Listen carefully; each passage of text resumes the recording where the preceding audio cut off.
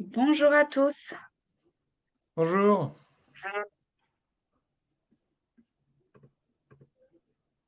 Bienvenue sur notre webinaire Comment communiquer efficacement sur sa politique de rémunération. On attend 2-3 petites secondes.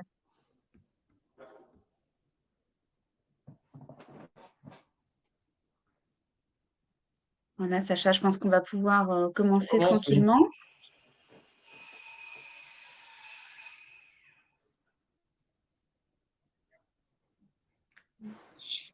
Donc je vais me présenter rapidement. Je suis Émilienne Grenier. Je suis responsable du conseil en rémunération du cabinet Sparte. Pour ceux qui ne connaissent pas le cabinet Sparte, nous sommes un cabinet de conseil spécialisé en pilotage de masse salariale, avec plusieurs activités, notamment l'optimisation, la recherche d'économies sur la masse salariale et l'accompagnement en stratégie de rémunération. Et le sujet dont on va parler aujourd'hui est une de nos activités. On accompagne nos clients sur ces sujets-là au quotidien. Et je suis en compagnie de Sacha, qui va se présenter également. Merci. Oui, donc moi, je suis Sacha Klein-Jans, je suis le cofondateur de Fairway. Fairway, c'est quoi? C'est un outil pour accompagner les équipes des ressources humaines sur la prise de décision sur les salaires et pour simplifier la gestion des rémunérations. Donc, on accompagne les équipes RH sur 2 enjeux principaux. Le premier, c'est avoir une meilleure connaissance du marché en passant par des études de salaire pour avoir une idée lors des recrutements de quel salaire à proposer aux candidats et aussi pour la gestion des carrières, pouvoir avoir un audit de rémunération des collaborateurs. Et ensuite, l'objectif, c'est de simplifier le pilotage des éléments de rémunération, donc c'est-à-dire les augmentations et la gestion des éléments variables sur le reporting, le calcul des variables, etc. Voilà. Et donc, on travaille avec Sparte, puisque Fairway fait partie du groupe Sparte depuis quelques mois maintenant, avec Émilienne notamment. Voilà. Tout à fait, merci Sacha. On va pouvoir rentrer dans le vif du sujet. En introduction, on voulait un peu vous expliquer pourquoi finalement on a choisi ce sujet, vaste sujet. On a plusieurs raisons à ça. Et une des raisons principales, c'est que vous savez qu'aujourd'hui, la majorité des entreprises qui nous sollicitent pour un accompagnement en rémunération, alors que ce soit pour un audit, pour la remise à plat et la refonte des dispositifs de rémunération, la mise en place d'outils tels que Fairway, euh, très rapidement, ces entreprises s'aperçoivent qu'en dehors de la politique de rémunération en elle-même, c'est bien souvent la communication qui n'est pas assez mise en avant, qu'elles ne font pas bien. Donc, elles font leur autocritique à l'occasion de nos premiers échanges et elles s'aperçoivent, et on s'aperçoit ensemble, que c'est bien souvent le sujet de la communication qui pêche. Donc ça, on s'en aperçoit dès nos premiers échanges, finalement, avec les DRH et différents interlocuteurs. Et c'est un problème, ça devient un problème. Finalement, à travers ça, on s'aperçoit que les salariés ont des attentes et des demandes, que les salariés qui sont insatisfaits de leur fiche de paye ou même parfois des départs précipités, c'est pas uniquement lié à la rémunération en elle-même, aux outils qui sont proposés, mais c'est avant tout un sujet de communication. En tout cas, c'est ce qu'ont en commun ces entreprises qui mettent en avant ces problématiques, qu'elles ont peut-être un défaut sur leur communication de politique de rémunération. Elles peuvent avoir, entre guillemets, la meilleure politique de rémunération qui soit. Si elles ne le communiquent pas bien, si elles ne le mettent pas bien en avant, c'est sûr qu'à la fin, elles vont observer les mêmes frustrations et mécontentements de la part des salariés. Et ce sujet de la communication, c'est souvent une question de moyens et de temps pour les entreprises, mais pas que. Il faut que les entreprises perçoivent le caractère vraiment stratégique de cette communication pour qu'elles décident de mettre les moyens, de débloquer des moyens sur ce sujet-là. Et le caractère stratégique, c'est quand on fait le lien entre cette politique de rémunération et son impact sur l'attractivité, sur la performance de l'entreprise, sur la performance des employés. À ce moment-là, pour ces entreprises qui ont fait ce lien et qui le mettent en avant, elles peuvent construire et bâtir une véritable stratégie de communication de leur politique de rémunération. Autre point, dans le salariat tel qu'on connaît aujourd'hui, avec un contrat de travail, un lien de subordination et une mission effectuée pour le salarié, bah, le quatrième pilier, c'est la rémunération justement. Et cette rémunération, elle est au cœur du lien de confiance entre le salarié et l'employeur. Donc sujet clé, très important. Et si cette rémunération est mal comprise par le salarié, si le salarié n'a pas de réponse à ces questions et qu'il reste dans le flou, ce qu'on constate, c'est qu'il se désengagera de sa mission. Et en réalité, il adaptera son effort, il adaptera ce qu'il fait à la perception qu'il a de sa rémunération. Donc là, on passe dans le sujet un peu psychologie de la rémunération, mais c'est réellement ça. Si le salarié a l'impression qu'il est pas payé à hauteur de ce qu'il mériterait, il va adapter son effort et se désengager de l'entreprise. Voilà. C'est également un sujet donc au cœur de la stratégie de l'entreprise, comme on vient de le préciser. Alors, quand on parle de stratégie de rémunération, on le verra, mais la stratégie de rémunération, finalement, c'est faire le lien entre sa politique de rémunération et les objectifs qu'on souhaite atteindre en matière de recrutement, d'attractivité, de fidélisation. Et le lien, ce qui va permettre d'atteindre l'objectif, c'est cette communication. Voilà. Sacha, au niveau de Fairway, ton expérience personnelle, quelles sont selon toi peut-être les raisons, à ton avis, ou les freins qui font que les entreprises ne communiquent pas assez ou pas bien sur leur rémunération? Bah, déjà, c'est, le cas classique, je trouve, c'est que généralement, on parle beaucoup de stratégie de rémunération et très peu de la communication derrière, qui est en fait, quasiment aussi importante, voire plus que la stratégie en elle-même. Et ça vient, je pense, par plusieurs difficultés. La 1re déjà, c'est une connaissance du marché, sur les rémunérations. C'est pour ça que nous, bah, notre objectif, c'est aussi de donner, plus de visibilité là-dessus. C'est que en tant que DRH, c'est souvent compliqué, d'être à l'aise sur les salaires proposés, sur les justes rémunérations et cetera. En plus des contraintes internes de budget et cetera qu'on peut avoir. Il y a souvent vraiment avoir une meilleure connaissance du marché permet, après de pouvoir dialoguer plus facilement. Donc ça, c'est plutôt sur la partie pure salaire. Il y a aussi le sujet de la tension sur, pas mal de postes qui fait que, bah, sur certains profils, on va avoir, beaucoup de turnover, des profils très demandés qui vont être, parfois débauchés par des concurrents et cetera. Ce qui rend parfois le dialogue sur la rémunération assez compliqué. Et le dernier sujet, ce serait avoir la vision claire de l'état de la rémunération en interne. C'est parfois compliqué aussi, il faut avoir les bons outils, et parfois, ben, on n'a juste pas l'information. Donc l'entreprise souhaiterait bien communiquer, mais il faut déjà avoir la bonne information, l'état, de la rémunération, quelles sont les priorités, à améliorer. Ça, c'est pas toujours simple à déterminer. Donc c'est à mon avis les éléments principaux.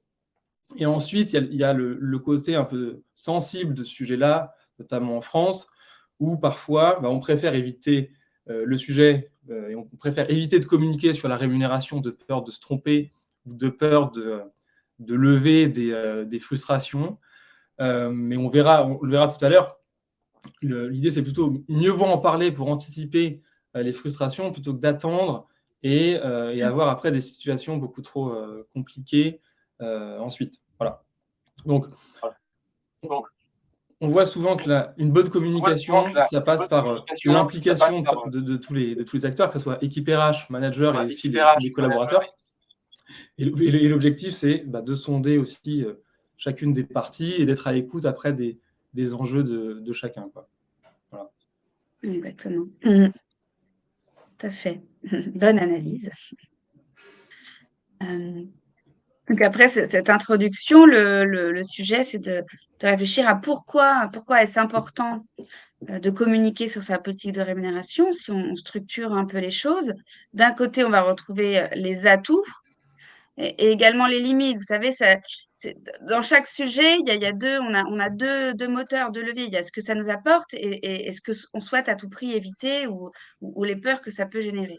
Donc du côté atout, Sacha, on retrouve, hein, tu me confirmes, attirer, motiver, engager, fidéliser. Donc c'est ce que notre communication va permettre de faire, aura un impact direct sur ces éléments-là. La manière dont elle sera bâtie aura un impact sur ces choses-là. On parle ici de communication en interne, mais il faut pas oublier dans l'équation la communication qui est faite à l'externe.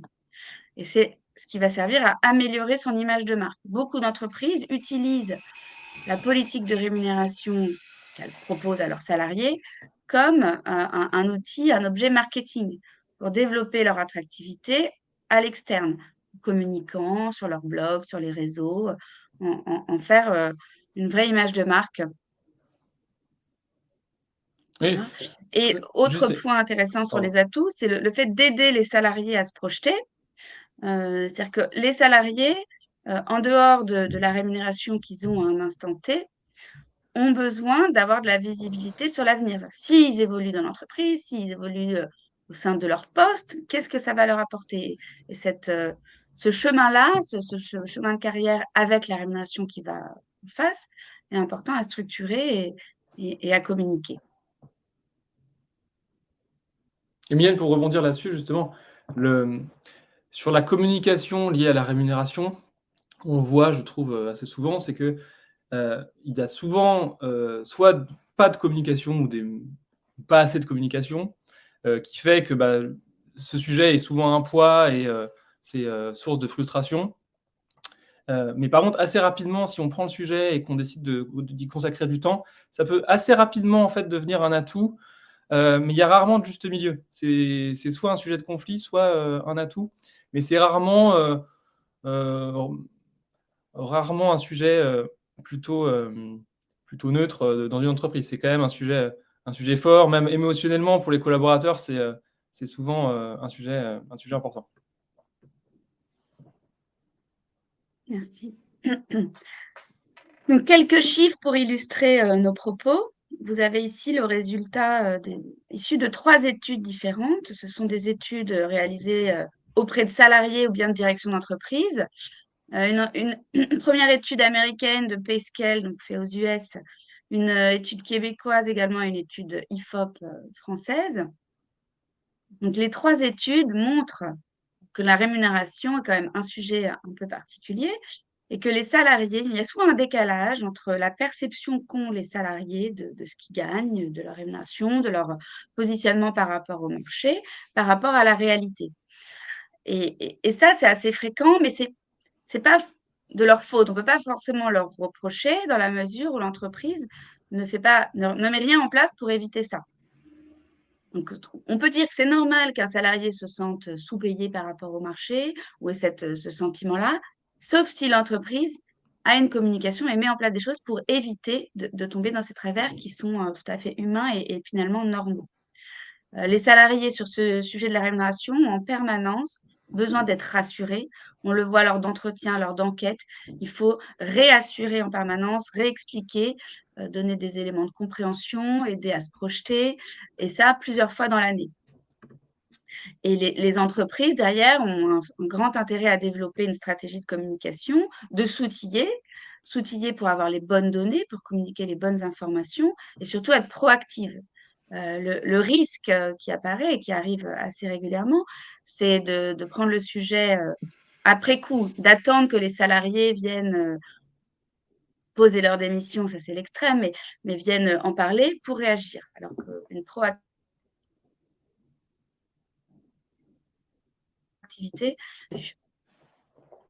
Emilienne, on te perd un peu, je pense. on me perd. OK. Oui. J'essaie de stabiliser.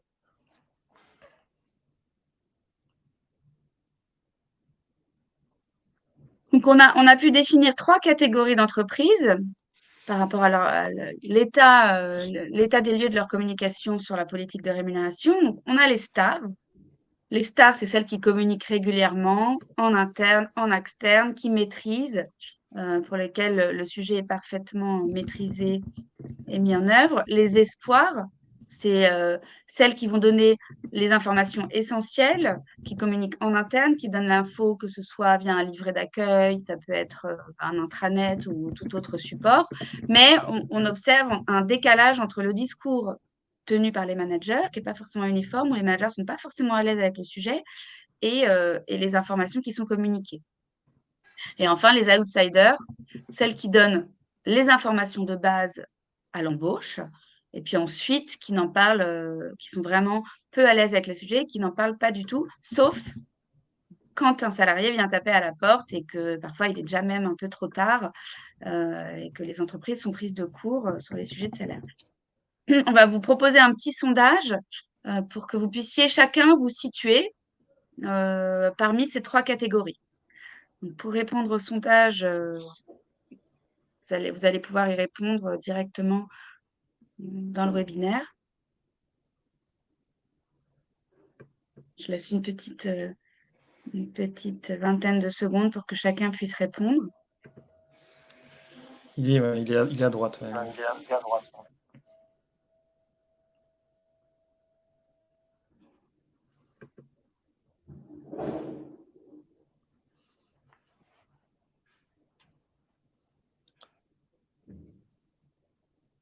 On voit qu'il y a une réponse qui se démarque quand même pas mal.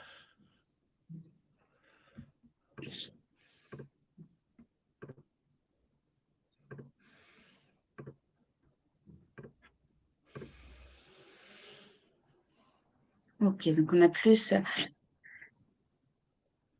d'espoir que de stars et d'outsiders. On a forcément des stars. Allez, les stars. Elles se cachent, elles ne le disent pas. C'est ça. Montrez-vous.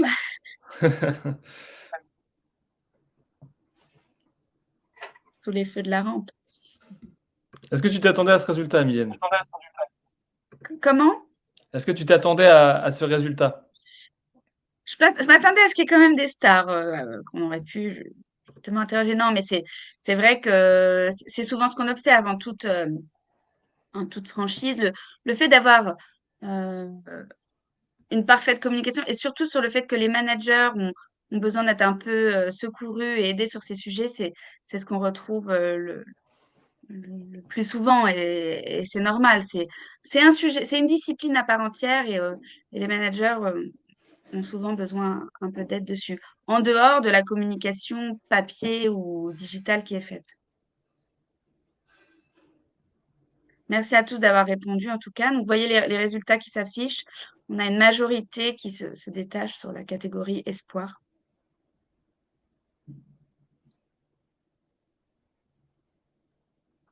Donc, pour illustrer finalement l'importance de cette communication, il faut se rappeler, voilà, ça peut être à garder en tête, que quand on a défini sa politique de rémunération, on a fait 50% du chemin.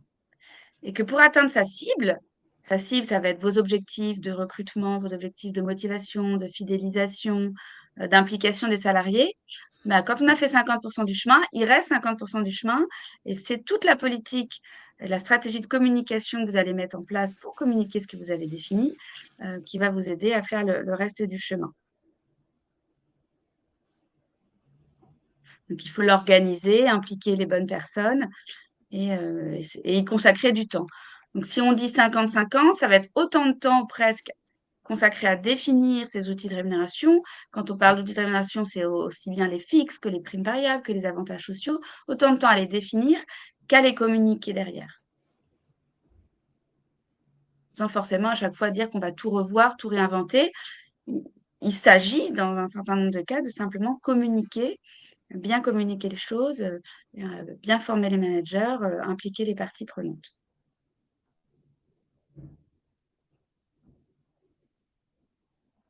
Une différence qui nous a semblé importante à partager, c'est la différence entre informer d'un côté et communiquer de l'autre.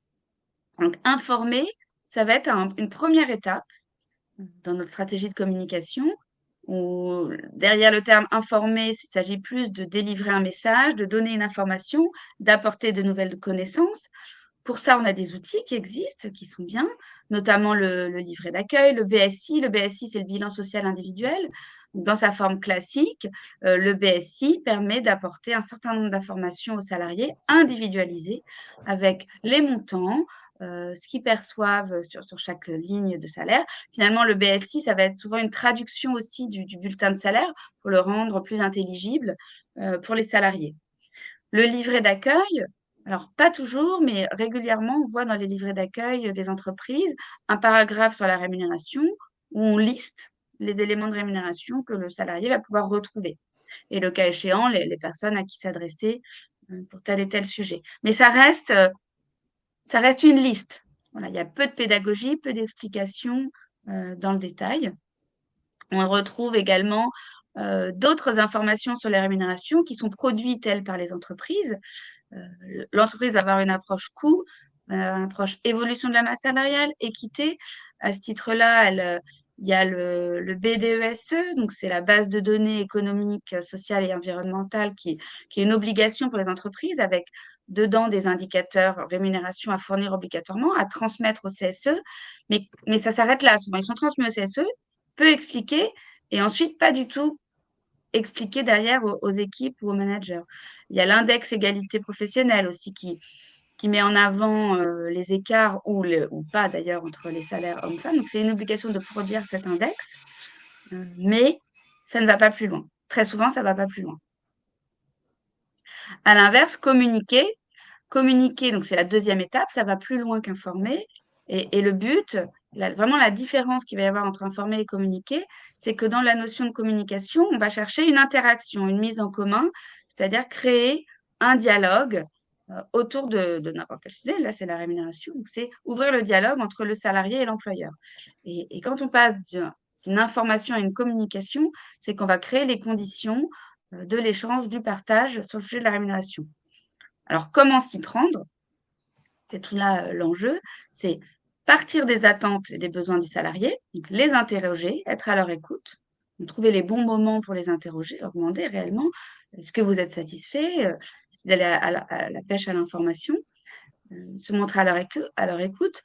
Il existe aussi des manières de mesurer l'impact de ce qui a été mis en place par des enquêtes, par des questionnaires. Si vous mettez en place un nouveau système de primes, un an après, revenir vers la salariée, essayer de mesurer cet impact-là et créer les conditions du dialogue entre le manager et le salarié. Ça va être vraiment la clé pour avoir une vraie stratégie de communication efficace sur le sujet. Voilà, sur ce sujet des managers, Sacha, Non, mais oui, qu'est-ce que tu as pu observer, toi, de ton côté? la clé déjà justement pour instaurer un bon dialogue, c'est que les managers soient formés. Parce qu'ils sont pas naturellement habitués à parler rémunération. Et la clé, c'est qu'ils maîtrisent les différents éléments de rémunération, qu'ils puissent l'expliquer ensuite aux salariés, puisque bah, la communication sur la rémunération, c'est pas qu'un sujet de l'équipe RH, c'est aussi après déporté sur les managers. On en parlera justement sur les moyens et les actions qu'on peut mettre en place, mais l'objectif, c'est qu'après, bah, les salariés puissent se référer à leur manager s'ils ont des questions. Et pareil, si on prend l'exemple de calcul de primes pour des commerciaux, c'est souvent très compliqué. L'idée, c'est qu'après, toute l'équipe commerciale, dans ce cas-là, comprenne bien comment fonctionnent les plans de commission et pour qu'il y ait le moins de frustration possible sur ce sujet-là. Donc, le sujet de la formation, il est essentiel et c'est à différents niveaux, mais c'est vraiment important et c'est lié aussi au niveau de transparence qu'on va mettre en place, qui est à définir. Ça, c'est vraiment un sujet au niveau de la stratégie de rémunération. C'est à quel niveau d'info on va, à quel niveau de communication on va chez les managers, chez les collaborateurs, pour savoir qui a accès à quelles informations.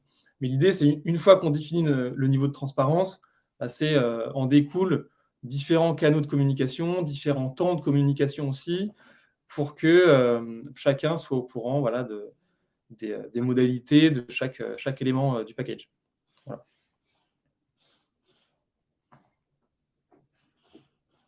Donc, concrètement, comment faire?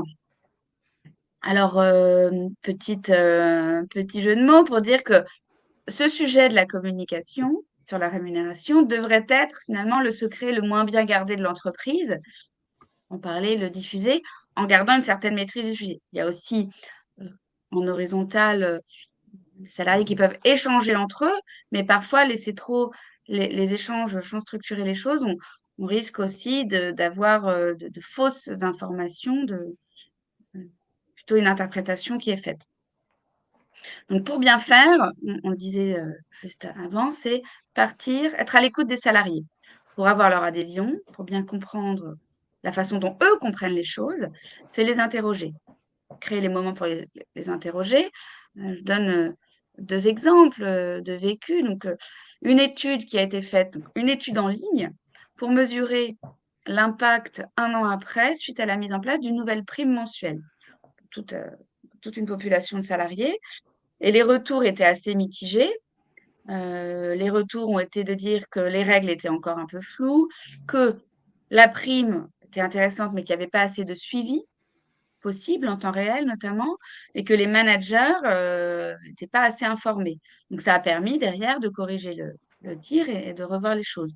S'il n'y avait pas eu cette, ce qu'on appelle une étude d'impact, une interrogation, on ne peut pas tout à fait savoir, parce que les salariés vont pas venir spontanément dire ce qu'ils en pensent et dire ce qui bloque.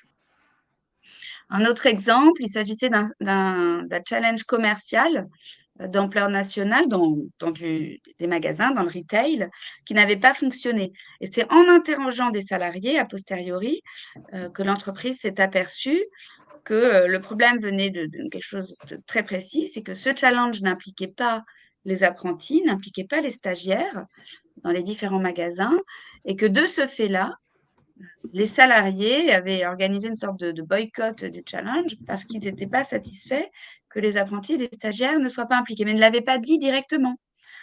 Et il a fallu aller creuser pour voir ce qui s'était passé, essayer de comprendre les choses. Donc, spontanément, le message n'était pas remonté. Il est également important de co-construire les modèles de rémunération. Donc, dès que vous pouvez, dès que c'est possible de le faire, que ce soit pour construire des variables individuelles, même des règles d'augmentation selon les niveaux de salariés, ou bien même des plans d'intéressement, c'est d'impliquer le plus possible les parties prenantes. Donc, les managers, des groupes de salariés, via notamment du co-développement, des ateliers de travail, en nommant également des salariés qui pourraient être référents sur les différents sujets de rémunération. Ça va permettre, eux, de les responsabiliser et d'avoir cette référence et cette connaissance pour les autres salariés sans être dans le côté hiérarchique. La formation des managers est essentielle, on l'a dit. Il faut que les managers se sentent à l'aise sur le sujet, qu'ils soient prêts à répondre à toute interrogation sur les rémunérations, qu'ils se sentent formés, qu'ils se sentent en maîtrise des situations. Et pour ça, il existe des formations théoriques et pratiques avec des mises en situation, des jeux de rôle qui vont vraiment aider les managers à se sentir à l'aise sur le sujet. Par exemple, présenter les dispositifs, qu'ils soient vraiment au fait de tout ce qui existe en matière de rémunération dans leur entreprise. Mmh.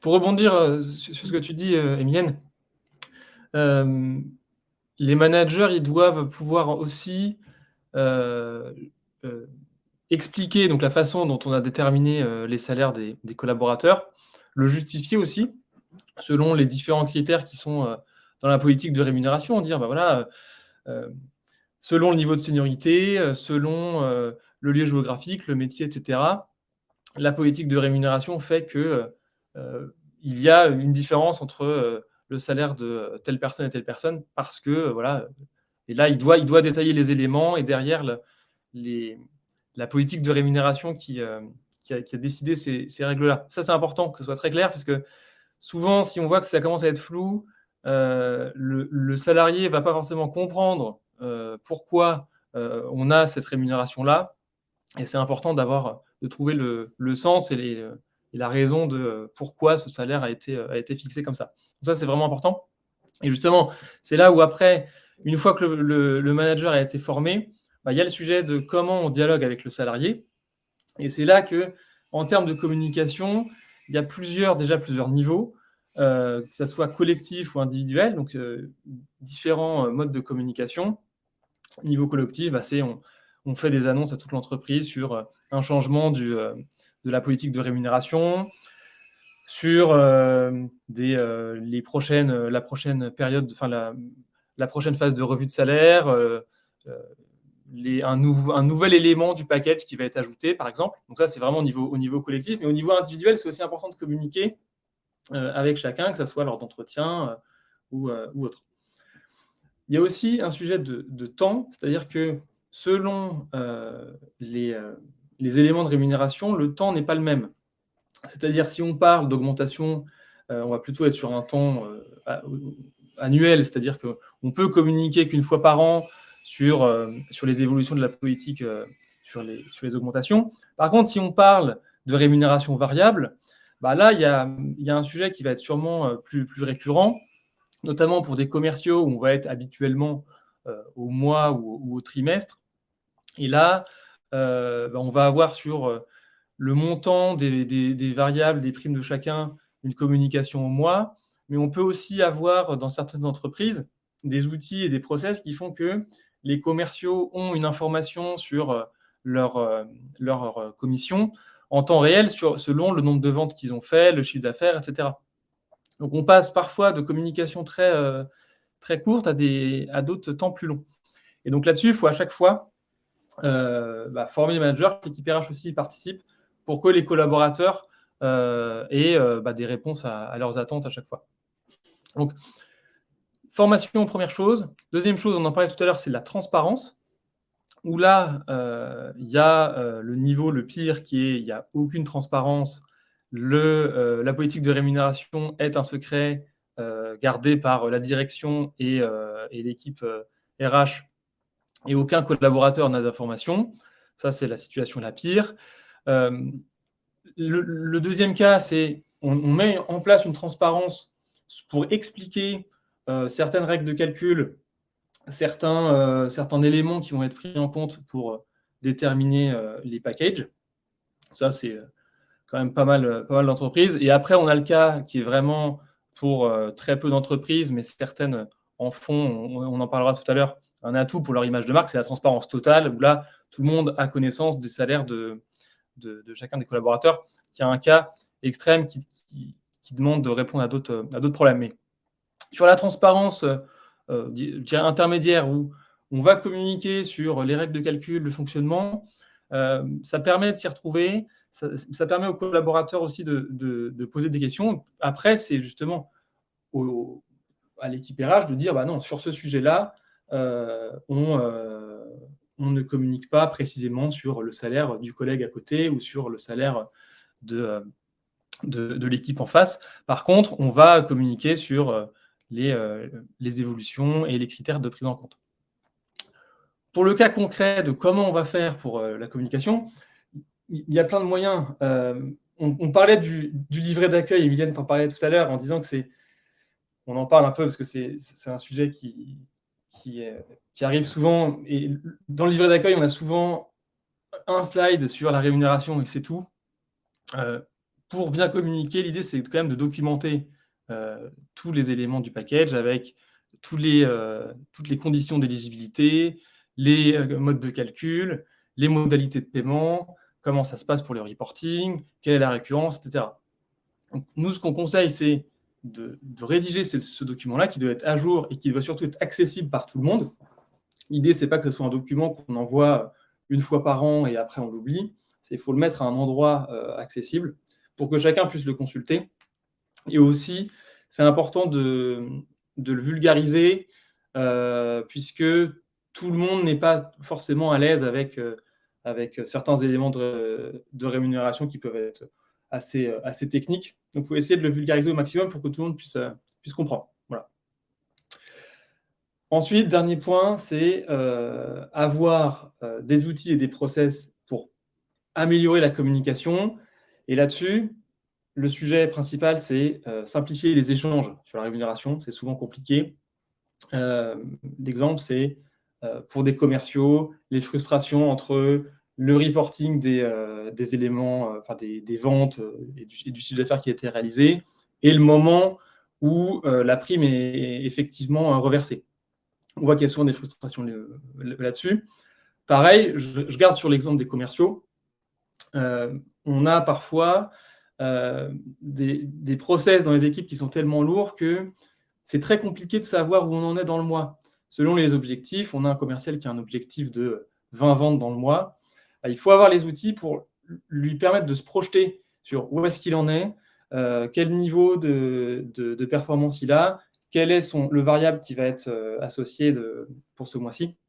Et là-dessus, donc, ça passe par des process et des outils. Nous, chez Fairway, on accompagne aussi les entreprises là-dessus pour dire on va vous aider à gagner du temps pour que toute la phase d'échange d'informations soit beaucoup plus simple et que vous puissiez vous concentrer sur l'essentiel. Voilà. Donc, c'est vraiment les clés principales. Emilienne, je ne sais pas si tu as d'autres points à rajouter là-dessus. Bah oui, pour compléter, là en introduction également, donc la communication interne doit aussi être portée à l'externe. Pour en faire un objet de marque employeur, et là on a plusieurs exemples, c'est que tout ce qui est défini, même tous les outils utilisés en interne, ils peuvent être racontés à l'externe. J'ai par exemple, vous connaissez certainement la société Alan dans le domaine des mutuelles, qui eux communiquent régulièrement sur leur choix de niveau de transparence, le fait qu'ils ont des grilles qui sont communiquées à tout le monde, que n'importe quel niveau de salarié dans l'entreprise a accès à ces grilles, donc connaît non pas le salaire de chaque individu, mais les salaires, a accès au salaire de chacun des postes. Et c'est que le point de départ pour un poste, c'est tant, que si en plus il a tel niveau d'expérience, il aura tant en plus. Il connaîtra toute la démarche. C'est pas exactement pareil que de communiquer les salaires des individus, et ça, on n'est pas forcément non plus favorable à communiquer le salaire des individus, mais en tout cas, avoir une transparence sur la règle, c'est le choix de cette société, et elle en fait un objet de communication à l'externe, et ça véhicule aussi leurs valeurs. Ils prônent en interne et en externe ces choses-là et appliquent à leurs valeurs. J'ai aussi comme exemple une société de prêt-à-porter en ligne où eux, ils ont fait le choix du salaire libre. Ils le mettent en avant. Donc, chaque nouvel employé choisit son salaire, choisit ses horaires de travail, choisit ses jours de congé. Voilà, c'est un modèle de salaire libre. Ils l'animent, ils le mettent en avant et ils ont comme ça vraiment une image de marque, une marque employeur à travers ce modèle de salaire libre. Donc, c'est des choses qui peuvent être discutées sur le fond, mais en tout cas, ils mettent en place quelque chose en interne, ils le mettent en avant et le prônent à l'externe, et ils en font quelque chose qui a une forte valeur dans leur entreprise. Ils peuvent se démarquer de la concurrence et être alignés avec leurs valeurs de cette manière-là.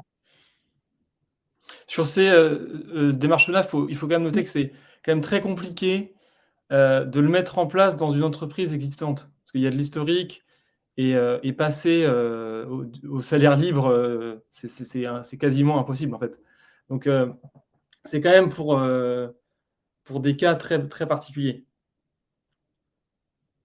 Oui, oui, c'est pour des cas très particuliers, mais c'est des exemples forts de communication. Il y a d'autres choses, il y a une manière aussi de communiquer plus à l'externe sur les avantages, de dire dans notre entreprise, on a mis en place tel avantage, avantages sociaux, avantages pour les salariés, qui a eu des démarches, j'ai des exemples sur les jours de congé, il y a des possibilités dans certaines entreprises de donner des jours à des salariés qui en ont plus besoin, et on en parle à l'externe, on met en avant qu'est-ce que ça a apporté, on fait le bilan. Voilà, choses qui sont plus simples. Enfin, pour parler de ces moments de dialogue, on a recensé 4 moments clés de communication et rémunération, qui sont l'onboarding, donc l'arrivée du salarié après son recrutement. Au niveau de son recrutement, il a signé son contrat de travail, il a tout. Normalement, il s'est entendu sur tous les éléments de rémunération. Mais au moment de son arrivée dans l'entreprise, ses premiers jours, il y a encore peut-être des flous qu'il va falloir lever. Donc, un processus de communication sur la rémunération au moment de l'onboarding qui va permettre de s'assurer de la bonne compréhension et de l'adhésion des salariés. Le deuxième moment clé pour ce dialogue est l'entretien annuel. Finalement, l'entretien annuel, on va faire le point avec le salarié, mais c'est aussi sur sa mission, sur ce qu'il a fait, ses performances, son année, où il veut aller. C'est aussi le moment idéal pour le sonder sur sa satisfaction, ses attentes en matière de rémunération. D'expliquer également les nouveautés s'il y en a eu, de faire des rappels sur les bases si besoin.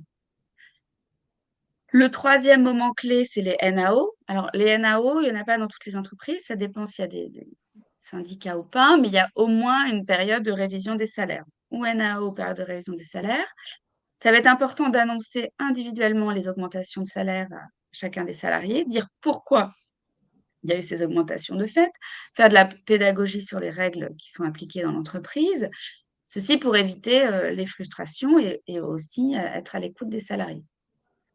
Et enfin, le partage de la valeur, c'est par exemple le moment du versement de la participation et de l'intéressement, qui est l'occasion de parler du collectif, de parler du partage de la valeur, d'expliquer, de rappeler les règles qui ont permis de calculer ce partage de la valeur et surtout de communiquer sur les résultats de l'entreprise ayant servi à ce calcul et de montrer dans quelle mesure l'entreprise, voilà, souhaite redistribuer une partie de la valeur créée à ses salariés. Voilà, donc, au cours d'une année, donc ça, ce sont 4 moments clés, mais après, il y a tous les moments informels où le manager formé sera à l'écoute et prêt à dialoguer, avec ses salariés. Donc on a fait, le tour des points qu'on voulait voir. Sacha, est-ce que tu as, un petit quelque chose à ajouter? Et ensuite on passera aux Non, questions. moi, c'était très clair, oui, s'il y a des questions, on est preneur pour y répondre.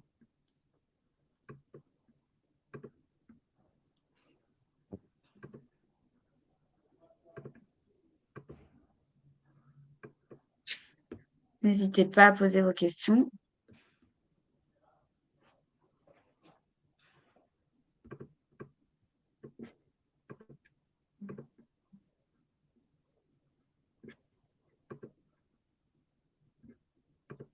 OK, bah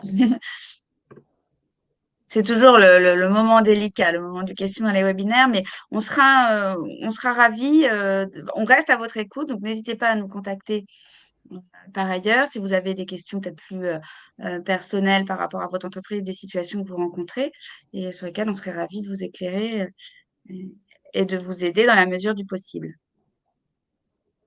Parfait, bah, merci Emilienne pour Merci à l'invitation. tous, avec plaisir. Merci à tous. Je vous souhaite une belle journée et à bientôt. Merci.